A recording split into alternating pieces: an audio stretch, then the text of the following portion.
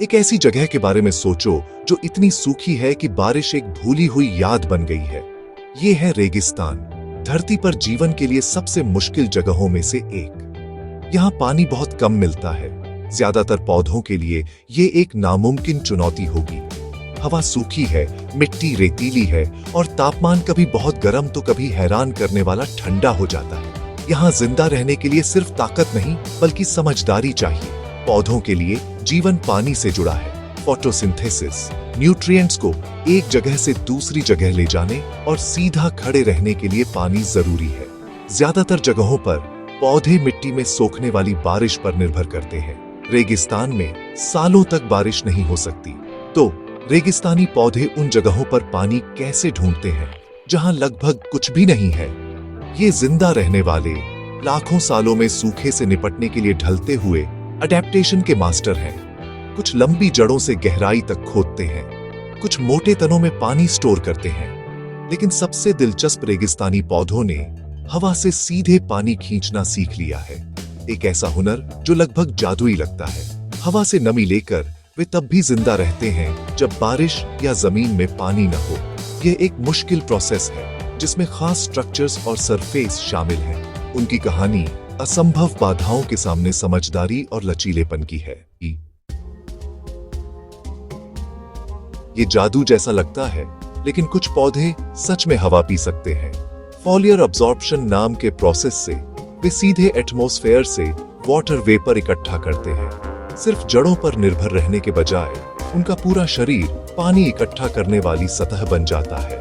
सबसे सूखे रेगिस्तानों में भी रात में नमी बढ़ती है, जिससे ओस या कोहरा बनता है। इन पौधों ने सूरज के सूखने से पहले इन छोटी बूंदों को पकड़ने और सोखने के लिए खुद को ढाल लिया है। कैक्टस, सैकुलेंट्स और वेल्वेट्सिया मिराबिलिस इस क्षमता के लिए मशहूर है। उनकी सतहों को पानी को कुशलता से संघनित और चैनल करने के लिए डिजाइन किया गया है। इसका मतलब है कि वे पूरी तरह से कम बारिश पर निर्भर नहीं है। वे बूंद बूंद करके हर रोज पानी इकट्ठा करते हैं। यह एक धीमी, धैर्यवान प्रोसेस है, लेकिन रेगिस्तान में हर बूंद एक खजाना है। कैक्टस रेगिस्तान में जिंदा रहने का राजा है और उसके कांटे सिर्फ बचाव के लिए नहीं होते। ये कांटे छोटे एंटीना की तरह काम करते हैं, हवा से नमी खींचते हैं। माइक्रोस्कोप के नीचे कैक्टस के कांटों में खांचे और कांटे होते हैं जो पानी की बूंदों को संघनित करने में मदद करते हैं। जैसे ही बूंदें बनती हैं, उन्हें कांटे से कैक्टस की त्वचा तक पहुंचाया जाता है, जहां खास ट्राइकोम्स उन्हें सोख लेते हैं। कैक्टस अपनी पूरी सतह को स्पंज की तरह इस्तेमाल करता है। एटमॉस्फेरिक नमी का हर हिस्सा पकड़ता है। कांटे सुरक्षा करते हैं, पानी के नुकसान को कम करते हैं और पानी इकट्ठा करते हैं। जिंदा रहने के लिए एक मल्टी फंक्शनल टूल, एक बचाव हथियार को जीवन देने वाले टूल में बदलकर कैक्टस सच्ची समझदारी दिखाता है। यह वहां पनपता है जहां रिसोर्सेज लगभग न के बराबर होते हैं। नामीब रेगिस्तान में वेल्वेट्सिया मिराबिलिस एक जिंदा जीवाश्म है। कुछ 500 साल से भी पुराने हैं। सिर्फ 2 बड़े, हमेशा बढ़ते पत्तों के साथ यह बहुत सूखे में भी जिंदा रहता है। वेल्वेट्सिया अपना ज्यादातर पानी तटीय कोहरे से लेता है, बारिश से नहीं। इसके विशाल पत्ते हजारों स्टोमेटा से ढके होते हैं, छोटे छिद्र जो रात में कोहरे से नमी सोखने के लिए खुलते हैं। जैसे ही कोहरा आता है, पानी पत्तों पर संघनित होता है और सीधे इन छिद्रों से सोख लिया जाता है। दिन में स्टोमेटा बंद करके पौधा कीमती नमी बचाता है। यह चालाक समय इसके कोहरे वाले हैबिटेट के लिए एक सही अडेप्टेशन है। वेल्वेट्सिया की कहानी अडेप्टेशन का एक सबक है, कोहरे को जीवन में बदलना। यह एक मास्टर इंजीनियर है जो हमें सबसे सूखी जगहों पर कैसे पनपना है यह दिखाता है। रेगिस्तानी पौधों का हवा से पानी खींचना जादू नहीं है, यह फिजिक्स और बायोलॉजी का मेल है। मुख्य बात कंडेंसेशन है। जब हवा अपने ड्यू पॉइंट तक ठंडी होती है तो वाटर वेपर सतह पर लिक्विड में बदल जाता है। पौधों की सतहें जैसे कैक्टस के कांटे या वेल्वेट्सिया के पत्ते रात में अक्सर हवा से ज्यादा ठंडी होती है। ये तापमान का अंतर कंडेंसेशन को ट्रिगर करता है, जिससे पौधे पर बूंदें बनती हैं। लेकिन यह सिर्फ बूंदें बनाने के बारे में नहीं है, पौधे की टेक्सचर्ड सतहें पानी को वहां ले जाती हैं जहां उसे सोखा जा सके। हाइड्रोफिलिक और हाइड्रोफोबिक एरिया एक साथ काम करते हैं, पानी को कुशलता से चैनल करते हैं। खांचे, उभार और बाल एक ट्रांसपोर्टेशन सिस्टम की तरह काम करते हैं, पानी को सोखने वाले टिश्यूज तक पहुंचाते हैं। ये एक शानदार मल्टी स्टेप प्रोसेस है। हवा को ठंडा करो, वेपर को कंडेंस करो और लिक्विड को चैनल करो। पानी इकट्ठा करने का राज पौधों की सतहों के माइक्रो आर्किटेक्चर में छिपा है। माइक्रोस्कोप के नीचे आपको उभार, खांचे और धारियां दिखेंगी। पानी को चलाने के लिए एक ऑप्टिमाइज्ड डिजाइन। हाइड्रोफिलिक घाटियां बूंदों को आकर्षित करती हैं, जबकि हाइड्रोफोबिक उभार पानी को अंदर रखते हैं।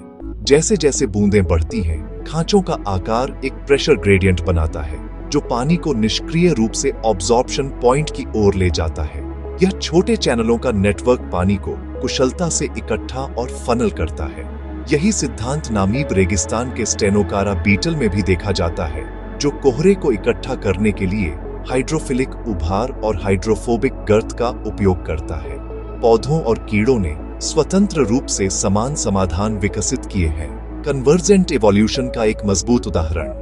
प्रकृति का ब्लूप्रिंट सरल और प्रभावी दोनों है।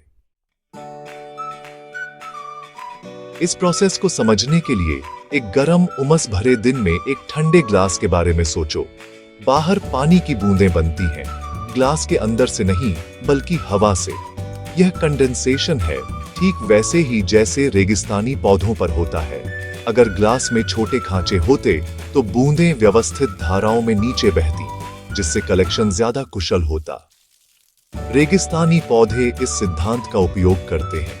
उनकी सतहें खांचों और उभारों से खुदी हुई होती हैं, ताकि पानी के बहाव को मैनेज और डायरेक्ट किया जा सके। वे नमी इकट्ठा करने के लिए फिजिक्स का फायदा उठाते हैं, जादू का नहीं। तापमान का अंतर पैदा करके और खास सतहों का उपयोग करके वे हवा से निष्क्रिय रूप से पानी इकट्ठा करते हैं। एक ठंडे ग्लास की तरह वे पतली हवा को जीवन देने वाले पेय में बदल देते हैं, एक एक बूंद करके।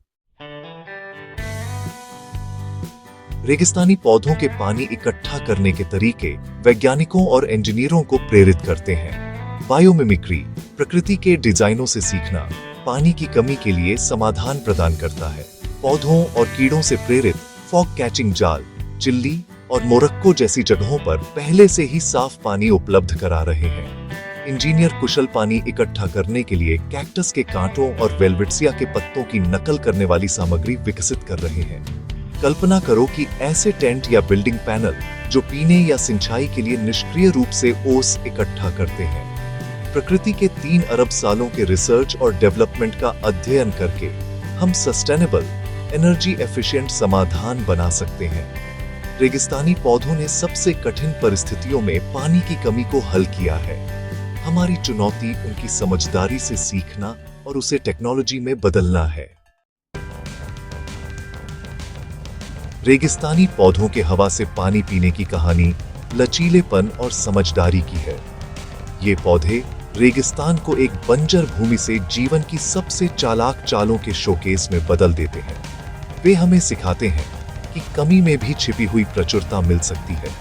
उनकी रणनीतियां पहले से कहीं ज्यादा प्रासंगिक हैं, क्योंकि हम वैश्विक जल चुनौतियों का सामना कर रहे हैं। समाधानों के लिए प्रकृति की ओर देखकर हम संसाधनों को मैनेज करने के कुशल, सस्टेनेबल तरीके ढूंढ सकते हैं। रेगिस्तान विनम्रता और प्रकृति के इनोवेशन के लिए सम्मान का सबक फुसफुसाता है। सही एडेप्टेशन के साथ जीवन कहीं भी पनप सकता है। रेगिस्तानी पौधों की शांत, धैर्यवान समझदारी हमारे भविष्य की कुंजी हो सकती है।